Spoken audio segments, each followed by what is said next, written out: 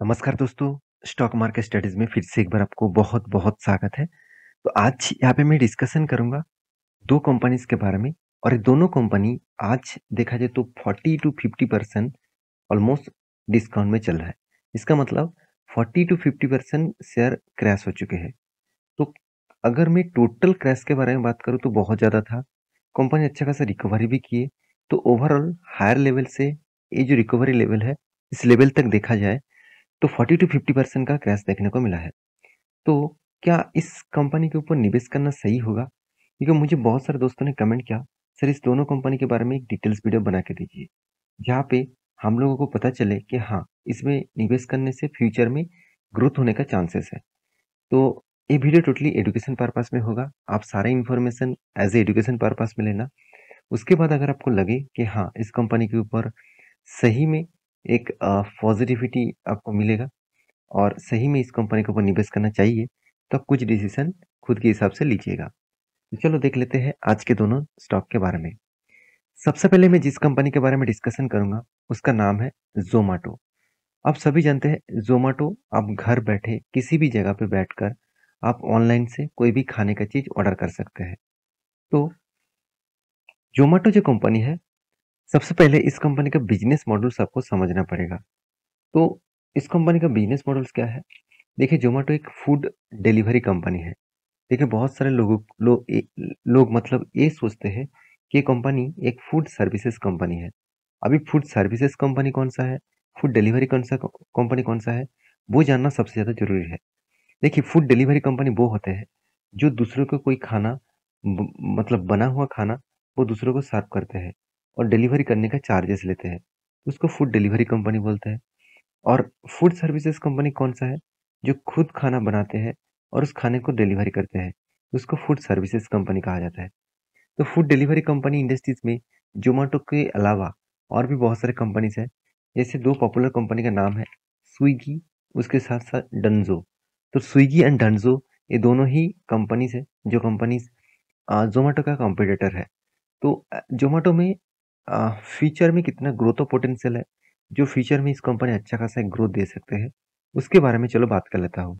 सबसे पहले एक चीज़ आप नोटिस करिए, ज़ोमैटो को आप अगर गूगल में सर्च करेंगे, तो ज़ोमैटो का सब्सिडीज़ में सबसे पहले सर्च सर्च कर लेना। सब्सिडीज़ का मतलब क्या है? इस ज़ोमैटो कंपनी ने अलग-अलग कौन-सा कंपनी के ऊपर निवेश करके रखे हैं। जैसे ब्लिंकिट, ब्लिंकिट एक ऐसी कंपनी है, जो एक लॉस मेकिंग कंपनी है और ज़ोमैटो जब इस लॉस मेकिंग कंपनी को खरीदारी किए, तब ज़ोमैटो के ऊपर बिग क्रैश देखने को मिला था। क्योंकि इन्वेस्टर ये नहीं चाहेंगे कि जो कंपनी ऑलमोस्ट लॉसेस में है, जो कंपनी पहले से ही खराब पोज़ीशन में है, उस कंपनी के ऊपर निवेश करे। तो उसके साथ-साथ ज़ोमैटो का और भी देखिए अलग-अलग कंपनीज़ है, जो कंपनी ये मेंशन करता है कि ज़ोमैटो ने अलग-अलग कंपनी के ऊपर इन्वेस्टमेंट करके रखा है। तो ज़ोमैटो का जो बिज़नेस मॉडल्स है और ज़ोमैटो का जो सब्सिडियरीज़ है, वो तो मैंने आपको दिखा दिया। अभी एक चीज़ और भी देख लीजिए, ज़ोमैटो स्टार्ट कब हुआ था? 2010 में ज़ोमैटो स्टार्ट हुआ था और ज़ोमैटो का जो हेड है मतलब हेडक्वार्टर कहाँ पे है? इंडिया में है और साथ ही साथ एम्प्लॉयी कितना है? 3440 का एम्प्लॉइज़ है। 2023 की रिपोर्ट के हिसाब से टोटल 3440 का टोटल एम्प्लॉइज़ है। तो इसका सब्सिडियरीज़ के बारे में तो मैं बात पहले ही कर चुका हूँ। आप यहाँ पे खुद देख सकते हैं, कंपनी स्टार्ट हुआ था 2010 में और ज़ोमैटो उस टाइम से फूड सर्विसेज़ प्लेटफ़ॉर्म के ऊपर काम करते हैं। देखिए, ज़ोमैटो का जो बिज़नेस मॉडल्स है, मुझे एक पॉइंट ऑफ व्यू से पॉज़िटिव लगा। वो क्या है? देखिए, ज़ोमैटो आज क्या कर रहे हैं, सारे जगह का मतलब अलग-अलग कस्टमर का वो डेटा कलेक्ट कर रहे हैं। क्योंकि देखिए, कोई ऑनलाइन ऑर्डर कर रहे हैं, तो उसको पता चल रहा है कि कौन-सा एरिया में, कौन-सा स्टेट में, कौन-सा डिस्ट्रिक्ट में उसको कौन-सा प्रोडक्ट कस्टमर ज़्यादा खरीदारी कर रहे हैं। और उसमें उसको डेटा मिलेगा, उसको ये डेटा मिलेगा कि उसका कस्टमर बेस कहाँ पे है और कौन-सा कस्टमर कौन-सा प्रोडक्ट ज़्यादा उस एरिया में मतलब बाय करते हैं। तो इसमें क्या होगा, अगर ज़ोमैटो का टारगेट फ्यूचर में ये रहे कि वो खुद खुद का आउटलेट बनाएगा, आज जैसे मतलब जैसे पिज़्ज़ा हट और साथ ही साथ डोमिनोज़ इस तरीके से कंपनी जब खुद प्रोडक्ट बनाकर डिलीवरी करते हैं, तो सेम टू सेम मेरे हिसाब से ज़ोमैटो भी कुछ इस तरीके से प्रोडक्ट लॉन्च करेंगे और खुद का मतलब खुद का अलग से शॉप बनाएगा और उससे डिलीवरी करेगा। तो इसमें क्या होगा, उसको फ़ायदा होगा क्योंकि पहले से वो तो डेटा कलेक्ट करके रखे हैं, कौन-सा एरिया में कौन-सा प्रोडक्ट चलते हैं, तो उस एरिया में ही वही प्रोडक्ट वो बनाएगा और सर्विसेज़ देंगे। तो देखिए, टोटल 23 कंट्रीज़ के ऊपर कंपनी बिज़नेस कर रहा है और साथ ही साथ मतलब कंपनी का टोटल एक्टिव जो फूड डिलीवरी जो रेस्टोरेंट है, कितना है? 1,31,000 करोड़ से भी ज़्यादा। कंपनी का एक्टिव जो डिलीवरी पार्टनर्स है, वो कितना है? 1,60,000 से भी ज़्यादा और एवरेज मंथली फूड ऑर्डर कितना होते हैं? 10.7 मिलियन कस्टमर को। तो एक बहुत बड़ा फिगर आउट होते हैं। तो बहुत बड़ा फिगर आउट होने के बाद भी आप कहेंगे, "सर सब कुछ तो ठीक-ठाक ही है, फिर भी तो कंपनी लॉस कर रहा है।" हाँ, उसके पीछे कारण भी है। कारण मैं आपको बता दूँ, कंपनी का एक्सपेंस। अभी कंपनी के एक्सपेंस क्या है? कंपनी का सबसे बड़ा एक्सपेंस है कंपनी का डिलीवरी बॉयज़। जितने सारे डिलीवरी बॉयज़ हैं, उसको ज़्यादा से ज़्यादा डिलीवरी चार्जेस कंपनी को देना पड़ता था। आज डिलीवरी चार्जेस कितना? सबसे पहले ₹35 पर डिलीवरी चार्जेस में देना पड़ता था। उसको कम करके कंपनी अभी लेके आया कितना? ₹20 के आसपास। 20 टू ₹25 के आसपास। और यही प्राइस जब कम हुआ, तब कंपनी लॉस मेकिंग कंपनी बन चुके हैं प्रॉफिट। तो प्रॉफिट में कंपनी फर्स्ट टाइम खुद का बिज़नेस को मतलब परफॉर्मेंस दिखाया है। तो कंपनी एक्टिव जो है, एक्टिव क्लाइंट कितना है? 1000 के ऊपर और 500 से भी ज़्यादा इस एक्टिव सिटीज़ में कंपनी बिज़नेस कर रहा है। बिज़नेस सेगमेंट देखिए, food delivery, dining out and hyper pure. तो फूड डिलीवरी के ऊपर कंपनी कस्टमर को फूड डिलीवरी करते हैं, सर्विसेज देते हैं और डाइनिंग आउट में कंपनी खुद का डाइनिंग आउट करते हैं, offering the search of discover restaurant. तो कंपनी का जो बिज़नेस मॉडल्स है, वो तो मैं आपको दिखा चुका हूँ। अभी कौन-सा कंट्रीज़ में कंपनी बिज़नेस कर रहा है, वो भी देखना ज़रूरी है। देखिए, इंडिया में सबसे ज़्यादा बड़ा बिज़नेस चलते हैं, उसके साथ-साथ यूएई है, मतलब यूनाइटेड अरब एमिरेट्स, उसके साथ ऑस्ट्रेलिया, न्यूज़ीलैंड, उसके साथ Philippines, Indonesia, Malaysia, USA, London, तुर्की, साथ ही साथ और भी देखिए अलग-अलग जगह पे। तो कंपनीज़ के बिज़नेस का जो मॉडल्स है, वो भी मैं आपको समझा चुका हूँ। टोटल 14 कंपनीज़ को कंपनी ने एक्वायर किया, मतलब सब्सिडरीज़ कंपनी है। तो मैं वो पहले ही आपको दिखा चुका हूँ, कौन-सा इसका सब्सिडरीज़ कंपनी है। तो ये तो था कंपनी के अ, बेसिक इन्फॉर्मेशन। अभी कंपनी का फाइनेंशियल डिटेल्स के बारे में बात करूँ, तो कंपनी का पी रेशियो अवेलेबल नहीं है, मगर मार्केट कैप 80,000 करोड़ के ऊपर है। अच्छा खासा मार्केट कैप देखने को मिला। कंपनी के डेप्थ के बारे में बात करूँ तो ज़ीरो डेप्थ है। कंपनी के एनुअली इनकम 900 करोड़ के आसपास लॉसेस दिखा रहा है। फिर भी मैं क्वार्टरली रिजल्ट के बारे में बात करूँ, तो कंपनी इस बार हाईएस्ट सेल्स किया पिछले सालों की तुलना से। और देखिए एक्सपेंस को कंपनी कम किया और उसके चलते कंपनी फर्स्ट टाइम प्रॉफिट किया। आज तक की जितने सारे टाइम्स में देखा जाए, कंपनी लॉसेस ही करते आ रहे थे और फर्स्ट टाइम कंपनी क्या किया? प्रॉफिट किया। और इस प्रॉफिट के चलते हुए कंपनी का जो नेट प्रॉफिट है, मेरे हिसाब से जिस तरीके से लॉसेस कंपनी को हो रहा था, इस बार देखिए कंपनी का लॉसेस कम हुआ। तो एक प्लस पॉइंट धीरे-धीरे करके कंपनी के ऊपर देखने को मिला है। तो कंपनी आपको sales growth, profit growth, return of equity में तो नेगेटिव में है, बाकी तीनों पॉइंट्स में पॉजिटिव देखने को मिला है। तो ओवरऑल कंपनी का जो बैलेंस शीट है, वहाँ पे देखिए रिजर्व लगातार बढ़ते जा रहा है। कंपनी देखिए कर्जा आज तक नहीं लिया था, फर्स्ट टाइम 2023 में ही कर्जा लिया, वो भी कितना? 500 करोड़ के आसपास। आप कहेंगे सर इतना कर्जा क्यों लिया गया? तो उसके पीछे कारणस भी है। कंपनी देखिए इस बार हाईएस्ट ट्रेड रिसीवेबल किया, 450 करोड़ से भी ऊपर। तो इस ट्रेड एक्स्ट्रा रिसीव करने के कारण कंपनी के ऊपर एक कर्जा लेना पड़ा।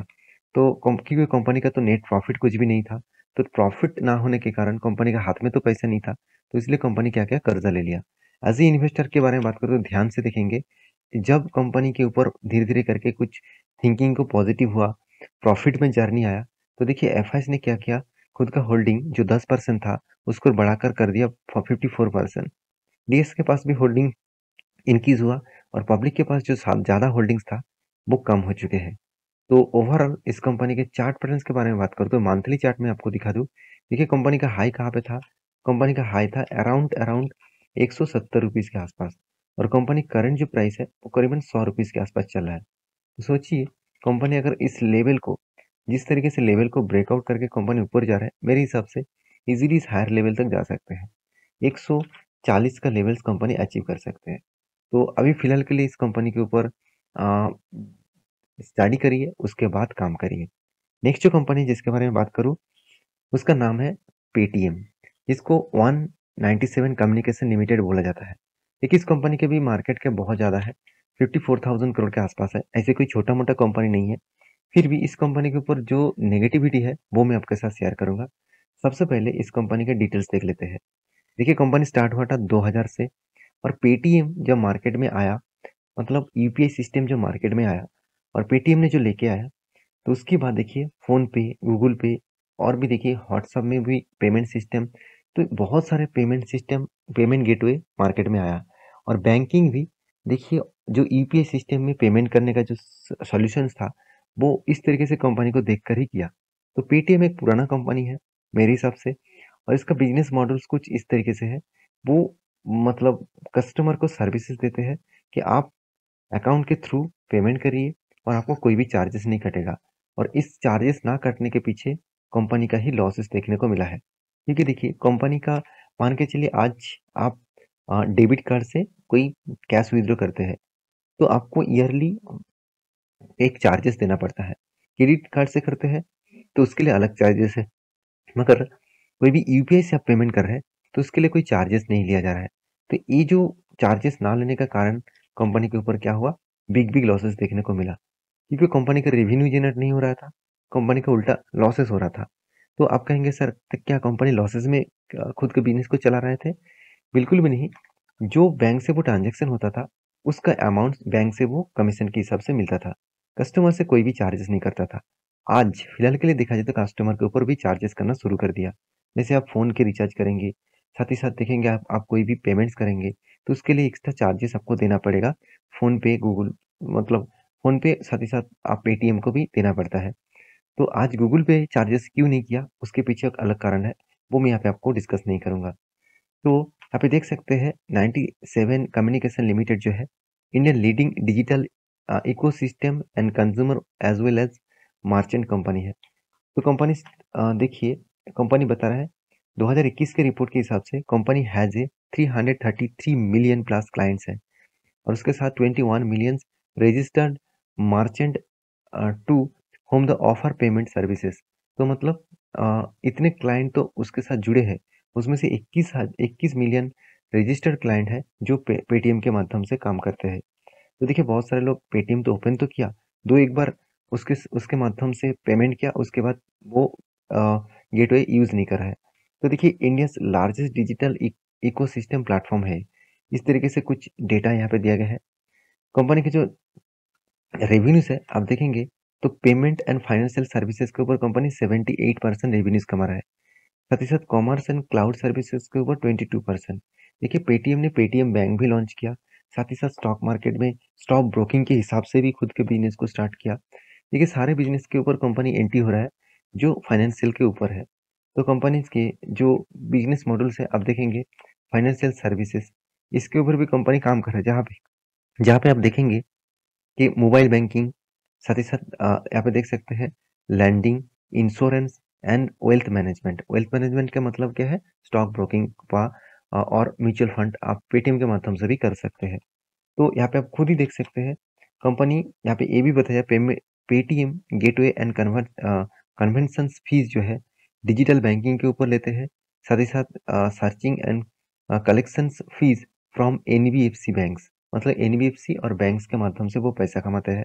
साथ ही साथ स्टॉक ब्रोकिंग के माध्यम से ब्रोकरेज, मतलब आप इस कंपनी के माध्यम से अकाउंट ओपन करके अगर स्टॉक मार्केट में काम करेंगे तो उसको ब्रोकरेज मिलेगा, तो इसके इसके माध्यम से भी इनकम करते हैं। उसके साथ fees and customer uses trading platform, जो ट्रेडिंग प्लेटफॉर्म है उसके ऊपर भी पैसा कमाते हैं। इंश्योरेंस कंपनीज के ऊपर भी पैसा कमा रहा है। ये सारे पॉइंट्स कंपनी के ऊपर देखा जाए तो लागू होते हैं एक बिजनेस मॉडल्स के हिसाब से। तो आप कहेंगे सर, क्या इस कंपनी के ऊपर फ्यूचर में ग्रोथ देख सकते हैं?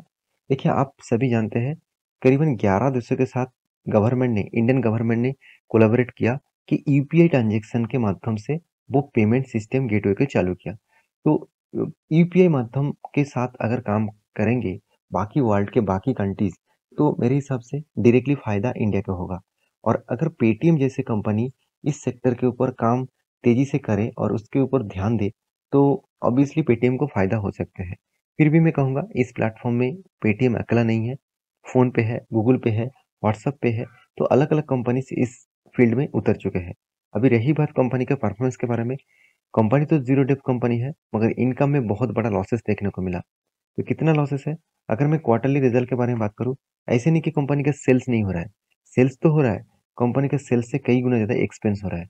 अभी कहाँ पे एक्सपेंस हो रहा है वो देख लीजिए, कंपनी का एम्प्लॉयी कॉस्ट, इसका मेजॉरिटी एम्प्लॉयी कॉस्ट के ऊपर ही जा रहा है क्योंकि सारी चीज़ को मेंटेनेंस करना कंपनी के एम्प्लॉयी के कॉस्ट भी सबसे ज़्यादा है।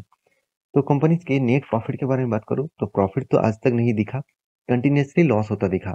और देखिए एक चीज़ मुझे पॉज़िटिव लगा, कंटीन्यूअसली जो 700-600 करोड़ का लॉसेस होते थे, आज वो कम कम होकर हो चुके हैं 200 करोड़, 200 से 300 करोड़। तो ओवरऑल नेट प्रॉफिट के बारे में बात करूँ सालाना, तो सालाना भी देखिए 3 साढ़े 3 हज़ार करोड़ का लॉसेस था, अभी वो बन चुके हैं 1500 करोड़ का लॉसेस। तो कंपनी का देखिए सेल्स ग्रोथ तो अच्छा है और उसके साथ प्रॉफिट ग्रोथ में उतना ख़ासियत नहीं है। कंपनी का रिटर्न ऑफ इक्विटी इसमें नेगेटिविटी है। तो बैलेंस शीट के बारे में बात करूँ, रिज़र्व अच्छा खासा है, कंपनी का बोरिंग्स में कर्जा भी कम है और फिक्स एसेट भी अच्छा खासा ग्रोथ देखने को मिला। तो इन्वेस्टर के बारे में बात करूँ तो ध्यान दीजिएगा, एफआईएस के पास सबसे ज़्यादा होल्डिंग्स है। आप कहेंगे सर एफआईएस में ऐसा क्या क्या दिखा इस कंपनी के ऊपर जो उन्होंने निवेश किया? देखिए बहुत सारे टाइम्स क्या होते हैं, प्रोमोटर कुछ कुछ कंपनीज के ऊपर नहीं दिखता है। वो क्या करते हैं, बाहर की कंट्री में जाकर एफआईएस बनकर एफआईएस में कोई कंपनी बनाकर उस कंपनी के माध्यम से इन्वेस्ट करते हैं उस कंपनी में, मतलब इस तरीके से कंपनी में। अभी मैं आपको ये नहीं बता पाऊंगा कि इनके अंदर प्रोमोटर है कि नहीं है। आपको सिर्फ ये देखना है कि फॉरेन इन्वेस्टर यहाँ पे ज्यादा निवेश करके रखा, उसके बाद एफआईएस के पास, डीएस के पास छोटा मोटा होल्डिंग्स है, बाकी होल्डिंग पब्लिक के पास है। तो ओवरऑल इस कंपनी के बारे में बात करूँ तो पेटीएम्स के जो बिजनेस मॉडल्स है वो आपको पता ही चल गया कंपनी किस तरीके से काम करते हैं। तो इसके चार्ट पैटर्न्स के बारे में बात करूँ तो जब कंपनी स्टार्ट हुआ तब से लेकर गिरावट शुरू है, कंटिन्यू है। 1948 इसका प्राइस था, तब से लेकर करेक्शन हुआ और अभी देखिए एक रेंज के अंदर कंपनी ट्रेड कर रहा है। इस रेंज को जब ब्रेकआउट करेगा, मतलब 880 रुपीज़ को जब ब्रेकआउट करेगा तो एक बड़ा मोमेंटम देखने को मिल सकता है। तो मिलेगा कि नहीं मिलेगा वो तो अलग बात है। और आप अगर कहेंगे कि सर इस दोनों कंपनी के ऊपर आप निवेश करके रखे हैं एज अ लॉन्ग टर्म के लिए, मेरे ओपिनियन के हिसाब से मैं अभी तक कोई भी निवेश नहीं किया। हाँ, ज़ोमैटो के ऊपर छोटा-मोटा निवेश है और मैं ट्रेडिंग दोनों कंपनी के ऊपर करता हूँ। जब मुझे कोई ट्रेडिंग सिचुएशन मिलता है एज़ ए स्विंग ट्रेडिंग्स, तो मैं ऑब्वियसली ट्रेड लेता हूँ। तो उसके ऊपर आप मेरे वीडियो देखते जाइए, जब कोई ट्रेड बनता है तो मैं आपके साथ शेयर करता हूँ। ज़ोमैटो के ऊपर ट्रेड बना था, मैंने आपके साथ शेयर किया। तो आई होप वीडियो आपको अच्छा लगे, तो प्लीज़ लाइक करना, दोस्तों के साथ शेयर भी करना। मिलेंगे नेक्स्ट वीडियो में, तब तक के लिए अच्छे से रहिए, अपना ख्याल रखिए। धन्यवाद।